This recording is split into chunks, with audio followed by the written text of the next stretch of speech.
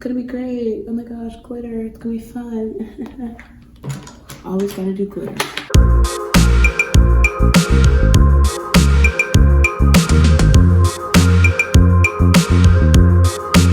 Hey y'all, welcome back to another episode of Makeup Mystery. My name is Nicole, and I'm here with myself today. It's just me. Sorry to disappoint. I just really feel passionate about this topic and I wanted to cover it myself. I really wanted to give this topic its moment. And today we are talking about the Stonewall Riots. June is Pride Month in the US, and I feel like it's very important to give the Stonewall Riots its moment. I'm really excited to cover this topic. I feel like it's something that everyone kind of knows about now, but they don't know that much about it. We're here to educate, okay? We're here to learn, okay? Do you like it when it's just me? Do you like it with the guests? Let me know in the comments. I just want to do content that people will watch. So let me know what you enjoy and what you will watch and what you're feeling. But without further ado, okay. Let's just jump into this, okay? We are going to start with a little bit of context. So in the 60s, there was this overall movement for peace and equality and stepping away from normal conservative American values. But still, it wasn't a good time for the LGBTQ plus community. Even in the 60s, it was still illegal for the LGBTQ plus community to socialize and have meeting spaces in New York City. So you think of New York as this like super progressive city, which it is, but like at this time it still wasn't a safe haven for the queer community. Because of this, a lot of people in the gay community flocked to bars, or they almost operated like speakeasies. Like everyone kind of knew that they were gay bars, but you weren't supposed to know that they were gay bars.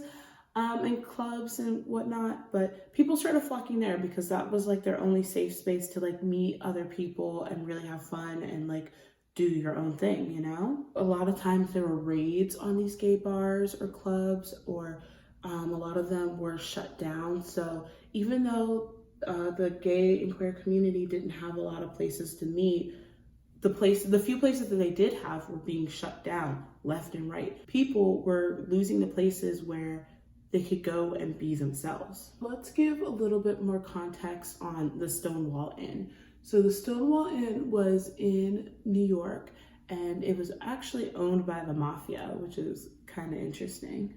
It was known as a bottle bar, meaning like they didn't have to have a liquor license and you're supposed to bring in your own liquor. So this is how the mafia was able to like own and operate these establishments, because they couldn't really have a liquor license, but they were letting people bring in their own alcohol and do their own thing.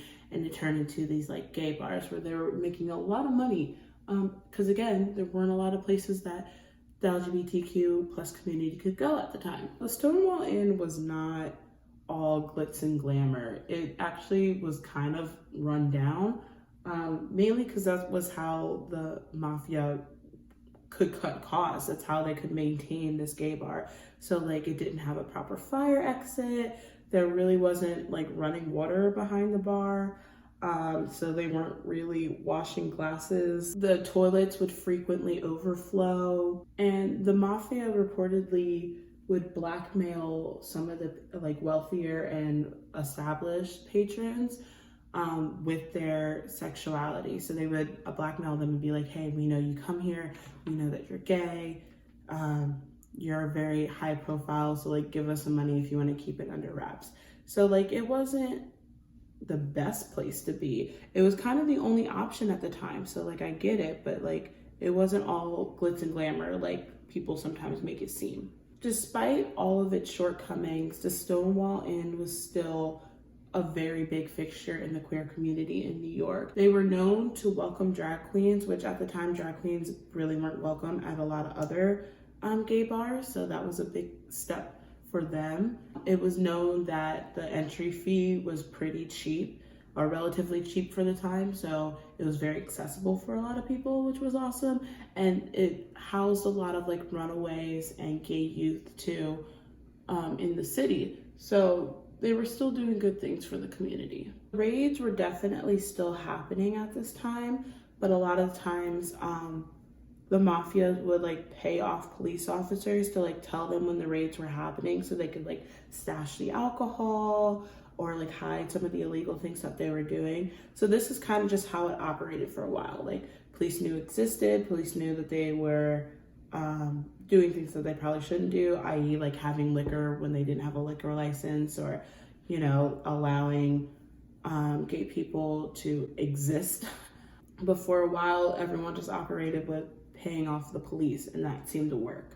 Let's talk about the raid that actually induced the Stonewall Riots. This raid happened on June 28, 1969. So unlike most of the other raids, they didn't tip off the owners and tell them that this raid was happening. So this was a complete surprise for the owners and the patrons inside the bar that this raid was happening. So this specific raid was especially brutal. They came in with a warrant and they found a bunch of bootleg alcohol. They also found people who were cross-dressing, and they took them into the bathrooms to check their genitals as they wanted to see if they were dressing based off of what they were assigned at birth. They were roughing up employees. They arrested 13 people. Basically, it was very traumatic for a lot of the people involved, and it was completely 100% a surprise to them. Like usually they're tipped off when these raids happen, and at this point they were completely taken aback. Of course, after all of this, people were fed up with all the harassment, the raids, the laws, everything. Like people were just fed up. They were over it. They were done with it, which like makes sense to me, you know? As the raid was happening, a lot of people were hanging outside of the club and just kind of watching things unfold and trying to plan their next steps. And some people were getting increasingly mad because, I mean, like I said, this raid was completely unexpected, and it just seemed especially brutal and kind of cruel. And people were just getting upset at seeing people being manhandled and seeing employees being roughed and seeing people getting arrested. And at one point, an officer even hit a lesbian over the head as he like forced her into the police van. So he like hit her the top of her head as he was forcing her into the car, and everyone's like, this is just especially cruel at this point. She was shouting and screaming and asking people to help her, and the crowd started throwing pennies and rocks and bottles and basically anything they can find around. So we could see a step up where people are just so fed up that they're starting to resort to violence. Within minutes, a full-blown riot had started. So we're talking like it went from people just throwing things at a couple of officers and trying to help their friend who was getting arrested to like full-on violence and like being upset. And like I don't know how to explain it because obviously I wasn't there at the time, but it was a full-on riot. So as this riot was happening, a writer from a local newspaper actually barricaded himself inside the bar, and some people were also doing the same thing. So it became like a full-on crisis at this moment. The police started putting up barricades to keep people from getting back into the bar or to throw things at the bar, or generally just trying to repress the mob in some way. And the people at the riot began trying to actually burn down the bar and the barricades because there's just so much frustration and calamity happening. The fire department did come to put out the flames eventually and rescue those who were inside Stonewall, but the protests continued. Protesting continued for an additional 5 days after the original Stonewall incident. And it's important to note that the Stonewall Riots was instead a big force behind organization and getting people prepared for the movement. So Stonewall is known as being the first like major event kicking off the gay rights movement, just because it was an example of people organizing and just showing how frustrated they were. It was the catalyst, if that makes sense. Following Stonewall, a lot of queer organizations started popping up for political activism for the gay movement.